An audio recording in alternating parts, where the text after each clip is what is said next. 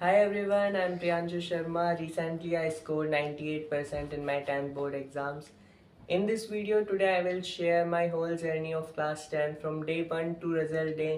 आज मैं आपको बताने वाला हूँ मैंने किन रिसोर्सेज को फॉलो करा, ऑनलाइन या ऑफलाइन मोड में से मैंने किसको चूज़ करा था, from which platform I have studies, किन टीचर्स को मैंने प्रेफर करा था अपनी स्टडीज़ के लिए। स्टार्ट करते हैं video with the basic query, online या ऑफलाइन मोड।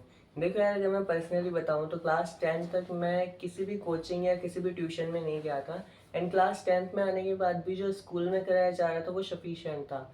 लेकिन फिर भी कुछ कॉन्सेप्ट्स होते हैं जो आपको समझ नहीं आते, किसी चीज़ में आपको डाउट होता है, तो ऑनलाइन फ्री में भी ऐसा बहुत कंटेंट अवेलेबल है जो आपको ईजिली समझा सकता है, आपके डाउट क्लियर कर सकता है। नाउ नेक्स्ट, किस प्लेटफॉर्म को ऑनलाइन मैंने प्रेफर करा था अपने बोर्ड एग्ज़ाम्स के लिए। सो मेरे टाइम में लास्ट बैच में सिर्फ दो प्लेटफॉर्म्स ऐसे थे जो ज़्यादा पॉपुलर थे, पीडब्ल्यू और Next Toppers. So I prefer both of them.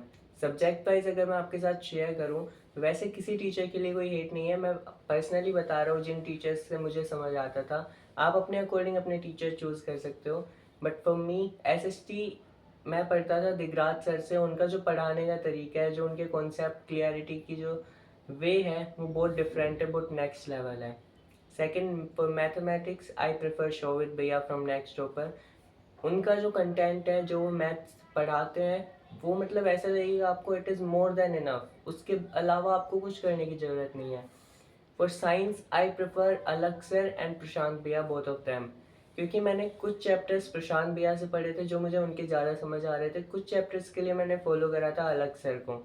And जो बचे हुए सब्जेक्ट है like language subject, English, Hindi and the optional additional subject, उनके लिए मैंने बहुत प्लेटफॉर्म्स को फॉलो करा था। कुछ सब्जेक्ट मैंने नेक्स्ट ऊपर से पढ़ लिए, कुछ सब्जेक्ट पीडब्ल्यू से पढ़ लिए।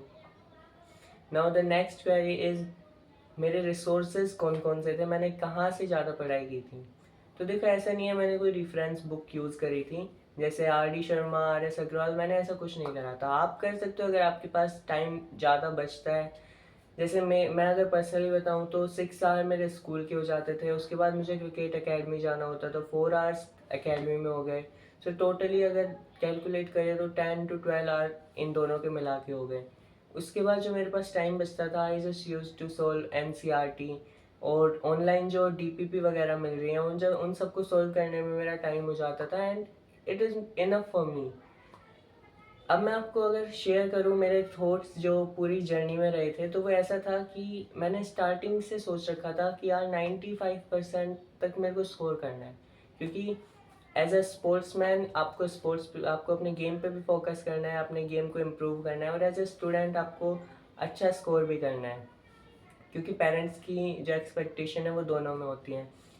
सो मेरी जो प्रिपरेशन थी वो एकदम 95% वाली रही, from starting to you know 1-2 महीने जब बचे थे तब तक। तो जब 1-2 महीने बचे मेरे बोर्ड एग्ज़ाम्स में, तब मतलब मैंने थोड़ा रियलाइज़ करा कि यार प्रिपरेशन अभी तो मेरी ऐसी कि 95 तो मैं स्कोर कर सकता हूँ, लेकिन अगर इस टाइम पे मैंने थोड़े और एफर्ट्स लगा लिए, थोड़ा हार्ड वर्क और कर लिया, सो मे बी 98-99% पॉसिबल। सो उस टाइम मैंने बस थोड़ा और हार्ड वर्क करा, और जो वो टाइम था लास्ट के 1-2 month before the board exam, उस टाइम तो मुझे ये पता ही नहीं रहता था मैं कब उठ रहा हूँ कब सो रहा हूँ। उस टाइम तो बस एक ही फोकस था, पढ़ना है, बस पढ़ना है और कुछ नहीं। थोड़ा बहुत टाइम जो बचता था माइंड फ्री करने के लिए, मैं अकेडमी चला जाता था, अपने गेम को इम्प्रूव करता था। अदरवाइज बस पूरे टाइम पढ़ो पढ़ो पढ़ो, यही रहता था। मेरे पेरेंट्स ने भी मुझे कभी कुछ नहीं कहा कि बेटा आप पढ़ लें, क्योंकि उन्हें पहले से पता है कि ये पहले से अपने एफर्ट्स तो लगाने में लगा हुआ है। अब नेक्स्ट चीज़ आती है आपको कितने घंटे पढ़ाई करनी चाहिए। देखो, अगर मैं अपनी बताऊँ तो स्टार्टिंग से मैं बस 3 to 4 आवर्स की स्टडी करता था, क्योंकि ये मेरे लिए सफिशिएंट था, क्योंकि मुझे अपने गेम पे भी फोकस करना है।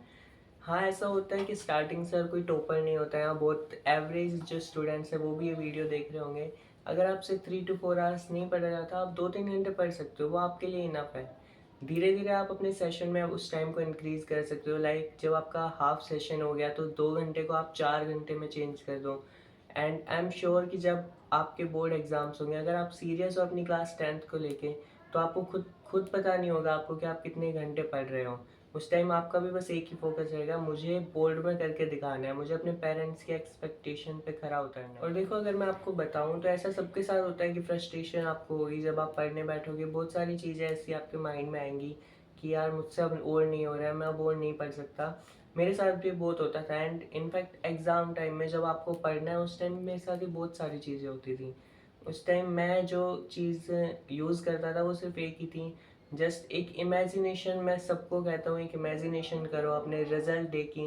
जब आपके पेरेंट्स के फेस पे जो खुशी होगी वो दिन, मतलब इमेजिन करके आपको लगेगा कि यार मुझे भी अब करना पड़ेगा, मुझे भी वो दिन जीना है, मुझे वो पल, वो मोमेंट जो है वो एंजॉय करना है। मैं भी पर्सनली यही करता हूँ। अगर आप भी अभी क्लास 10th में आए हो तो अपना ये जो टारगेट है उसको अभी से सेट रखो कि मुझे 95% स्कोर करना है, 98% स्कोर करना है। तो जितना भी आपका टारगेट है उसको कंसिस्टेंसी से अचीव करने में लग जाओ। और जो टीचर्स मैंने आपको सजेस्ट करे हैं, ऐसा नहीं आपको उनका समझ नहीं आएगा, because they are one of the best faculty जो मैंने आपको सजेस्ट करे हैं। और अगर आपको पूरे सेशन में एक परफेक्ट गाइडेंस चाहिए तो आप सब्सक्राइब कर सकते हो अपने चैनल को, because I am here to help you in your whole session, your whole journey. और अगर आप क्लास 11th में अगर अभी प्रेजेंट में हो तो मुझे कमेंट करके ज़रूर बताना आपने कितना स्कोर करा और आपने किन टीचर्स को फॉलो करा।